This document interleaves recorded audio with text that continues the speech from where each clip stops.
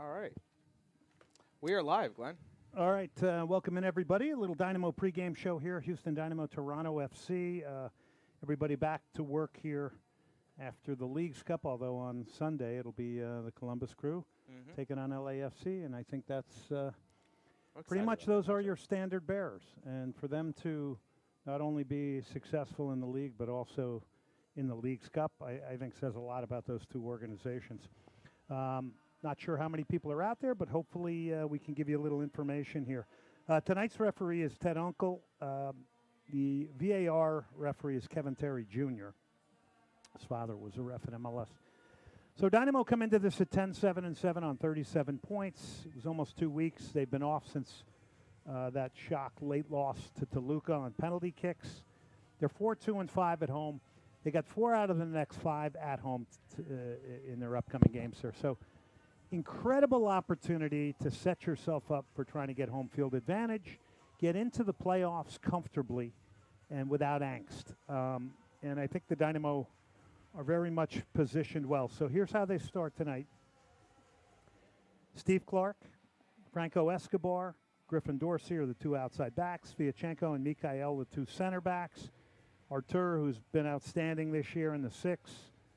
Just a real pillar there to allow everybody else to do things. Not only a part of the build, but allows Hector Herrera to attack and have a free roll. He's been as good as anybody, in my opinion. Latif Blessing will get the Coco Carrasquilla role. Coco remains out. I believe it's a quad injury. Yes. Aliou remains on the left. Amin Bassi just sort of short of him in midfield, and then Ezekiel Ponce up front. So let's first of all talk about a couple of players. I'll go right to Latif Blessing. Obviously, big match for him. He's got 5 goals on the year. Had a little spell there, scoring some goals for the Dynamo. Important for him to do well. Amin Bassi, I think, excellent footballer. In fact, Ben Olsen said he's a very easy guy to play with, and I would assume that's because he's very technical. The only thing that doesn't platform him to next level midfielder in MLS is he doesn't score goals. He's not a threat to finish. And Ezekiel Ponce, I think if we looked, and some of you out there said they didn't like the way he was playing and you didn't think it was very good, you were concerned about him. I think he's accelerated and lifted his game to the point where the last game he finally scored a goal, good goal. But again, he will play in this system, which is a very defensive system, with his back to goal a lot. It's not easy for a striker. And that's why you notice you hear Ben Olsen always talking about the striker position and the work ethic that's done, the pressing, the pushing a play to one side of the field or the other. So you'll get your width late from Griffin Dorsey. You'll get it from Aliou. Many of you are out there because Lawrence Anali has come on and torched a few people off the dribble. And don't get me wrong, he's an exciting prospect. But I think you really got to put into context the fact that he's doing this against people that are exhausted in the last 15 minutes. I asked Ben Olsen, hey, at what point do we see him from the start? Because you want to probably figure out what he looks like as a starter from minute 1. And right now, Aliou still has the job. Ben has cited his good work ethic, his defensive responsibility. Remember, this system that the Dynamo play is a defense-first system because it is a very narrow system. Keeps the game very narrow, keeps the game very compact when they lose the ball. So that's what we got. We got Brad Smith, Bartlow, Steris, Ferreira, Andrew Tarbell, Jan Gregush. Wow. He hasn't seen him any playing time in a long time. Sebastian Kowalczyk, Brooklyn Reigns, and Lawrence Sonali. Any questions for me? Yeah, so with Toronto, explain a little bit about Toronto. What should we expect? I was thinking Dynamo first. Let's go Dynamo first. Anything come to mind? Pressure's on here. Yeah, so what we'll have to break for Ben to give Anali the nod for a start over Ali? Well, I think he'll get it. I don't know at what point. I don't think you want to, change anything. They felt they played pretty well. Ben made it pretty clear he didn't. He wouldn't have done anything different against Toluca. I thought they got a little bit too deep defensively in a low block with 5 substitutes for me. It's easy for me to say because I'm not coaching the team. But I would say I would like to have seen a bit of a mix and a little bit more higher pressure if you got 5 fresh players. I don't think we have to assume we got to drop deep, allow people into our area, and thumping crosses in. In this day and age, whipping crosses in, take a deflection, anything can happen. So, and it did against Toluca. And that was too bad because the Dynamo deserved to win against Toluca. Not deserved, but I wanted to see them win that out because I thought they played very well against Toluca, and they played well against Atlas. Those were 2 of the best games for me all year. What else you got? Explain the Dynamo team shape a little bit without Coco. Yeah, I mean, it's no different. The shape remains the same. It's just a different piece of personnel. You've seen Kowalczyk in there. You've seen, obviously, Coco in there. That's his role. It's kind of a tucked-in, right-sided player, and that's kind of a little bit of a twist that the Dynamo have on their lineup. So there you go. Here's Toronto FC. Sean Johnson played at New York City FC. Has been a backup with the national team. Kevin Long, Sigurd Rosted, and Shane O'Neill. So based on what we see off these official lineups, it looks like they're playing, and we're not going to go by this because people do funny things, coaches, with these things. But it is possible they go with a 3-back system tonight here in a 5-man midfield and confront the Dynamo in the middle. So then you got Longstaff, Etienne Jr., Flores, Honduran international, Jonathan Osorio, Canadian international, Larea, Canadian international. So you got 4 internationals in a 5-man midfield for them. You got Federico Bernardeschi, who played for Juventus and Fiorentina, has played for the Italian national team, very dangerous, can make a play. And then up front, you got kind of a banger who's got 5 goals, Prince Owusu. So Lorenzo Insigne not getting a start here tonight. So that's pretty big. That's, I believe, what did we say here? Is his thigh injury. Yeah. Okay.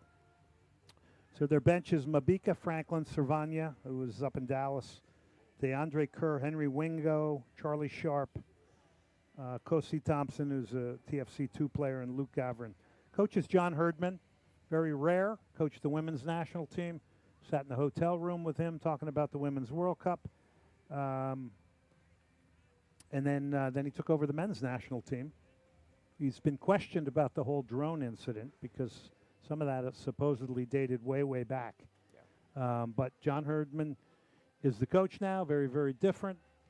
And for him, because, he's coaching a team on a daily basis as opposed to a national team. Any predictions on Jefferson Valverde? Yeah, he will not play here tonight. He's not on the bench.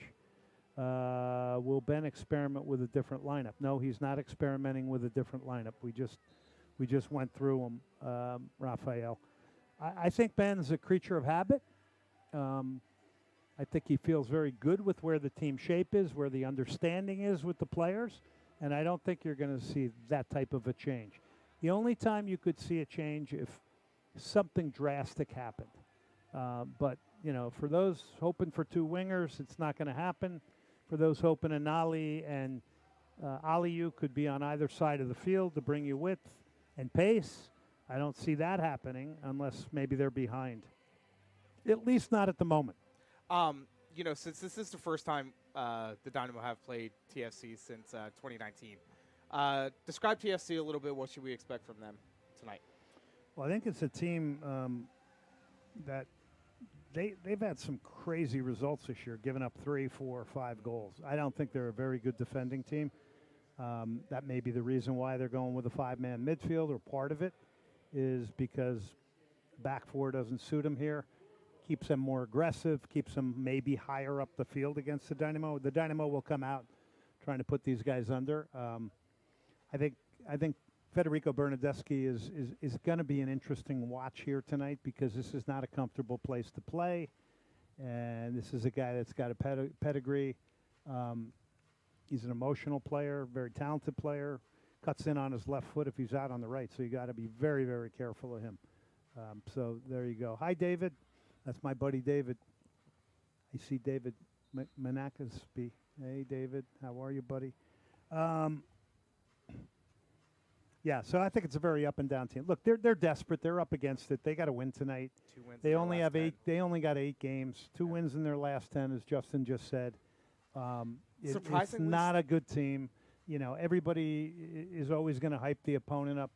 It's a very inconsistent team in MLS. And that said, in MLS, we always know inconsistent teams can win on any given day. But to that point, I see the Dynamo scoring a couple goals here tonight. They're going to get their chances against this team. And, you know, our favorite thing is, you know, 60% of the teams make the playoffs. No, and 62%. 62%. Sorry. You know, it's somehow even It's not with my their favorite thing. It's reality. No, yeah. It's But reality. even with their string or their form lately, I mean, only winning two of their last 10, they're somehow still in a playoff spot. They sit 8th on the table in the East. Well, you just said 62% Yeah, of the teams exactly. make the playoffs. So that's why they're still in a position. Pretty much everybody is. That's MLS. They only have 24 points available, so we'll see. Both the teams went out in the round of 32 in the Leagues Cup. Just for your information, Toronto took penalties over the Red Bulls. They beat Pachuca 2-1, and then they lost 4-3 to Inter Miami. That was a crazy game. But again, they give up a lot of goals. 47 goals. They got a negative 13 goal differential. They're only 3-8-3 on the road. And look, they're in a conference where right behind them is Atlanta, Philly, Montreal, Nashville, D.C., and even Chicago, you could say. I mean, they basically got to win out. But there's a lot of teams that are urgent and are still, quote unquote, in the playoff hunt. Real quick, guys, be sure to like, share, subscribe, follow us on all the social media platforms, Twitter/X, Facebook, YouTube, Instagram. Soccer Matters, it's the handle on all those. Then you have Glenn Davis, Sock on Twitter.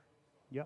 And listen, if you guys want to hear the local call with me on the call, you're certainly welcome to do that. You click on the Apple.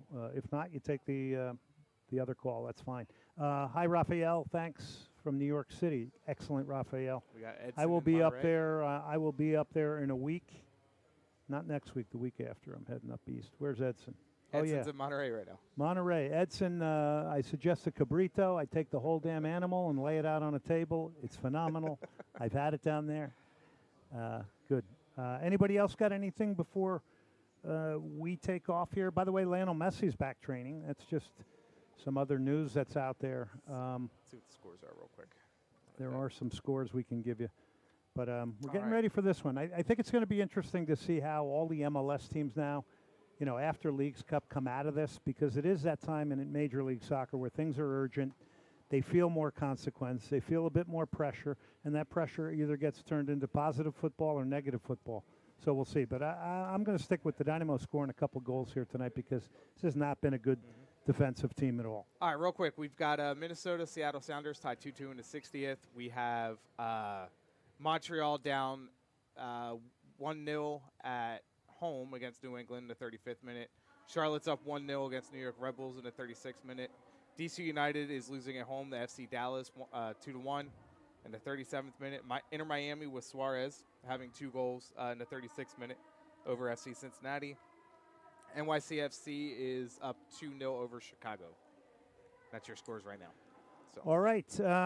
Thanks for tuning in, everybody. We're going to take a break. We're going to get ready to call this game. We'll come back after the game if you'd like. I would love to hear your thoughts on the game as well. Thank you very much for tuning in, and we'll see you after the game. And David, I'm sorry about your dad. Praying for him. Hope he's okay. We'll see you guys after the game. Later.